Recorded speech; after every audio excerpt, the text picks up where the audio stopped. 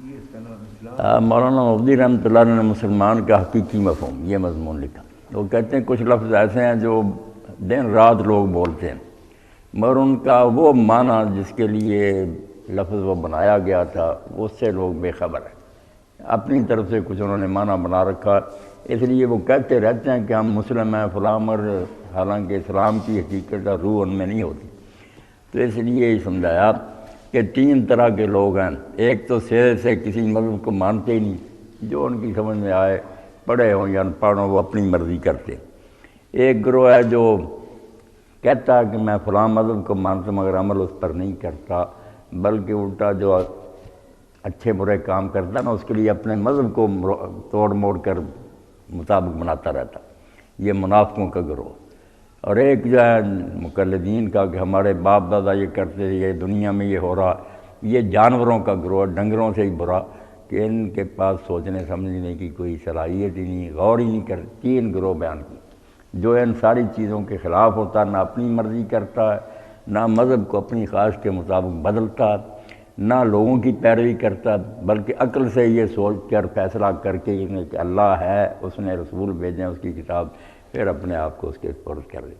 وہ ہوتا ہے مسلم اور اس کا طریقہ ہوتا ہے اسلام. اللہ رسول کو پہچاننے کے بعد پھر چونچرا نہیں کرتا. یہاں تک پہنچے ہیں چوتھائی صاحب کہ یہ ہوتا حقیقی اسلام اور مسلم کہ عقل سے یہ کام تو ضرور لے کہ نبی سچا یا نہیں، اللہ تعالیٰ ہے یعنی ایک ہے یہ زیادہ، یہ چیزیں فیصلہ کرے.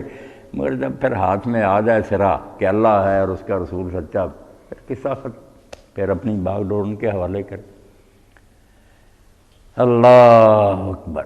مولانا یہ تو انسان کے فطرت میں یہ بات رکھی ہے. آپ دیکھیں ہر آدمی یہ چاہتا ہے کہ جو میں چاہوں کروں، مجھے روکنے والا کوئی نہ ہو. چھوٹا بچہ ہے نا جی، اس کے ہاتھ میں کوئی چیز ہوگی، آپ اس سے لیں گے تو وہ کہ نہیں، ناراض ہو جاتا ہے. تو یہ ہر آدمی میں ہے. جو حکمران ہے وہ کہتے ہیں جی ہمیں کوئی ٹوکے نہ، جو چاہیں ہم کرتے ہیں. جب آدمی عاقل بالغ ہو جاتا ہے، وہ سمجھ لیتا ہے، اس کے بعد پھر اس چیز کی اس کو قربانی دینی پڑتی ہے.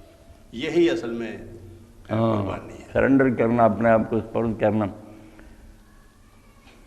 یہ بات بھی مودودی صاحب رحمۃ اللہ علیہ نے سمجھائی نا کہ یہ جو ہے نا بالکل مطلق العنان آزادی، یہ اور تمدن اکٹھے نہیں ہو سکتے. اگر مل جل کر رہنا ہے تو مل جل کے رہنے کا تقاضا تو یہ کچھ ضابطے بنائے جائیں گے، اس کے لیے آپ کو قربانی دینی پڑے گی، اپنی مرضیاں چھوڑنی پڑیں گی، جو سوسائٹی نے یا حکومت نے قوانین بنائے ماننے پڑیں گے.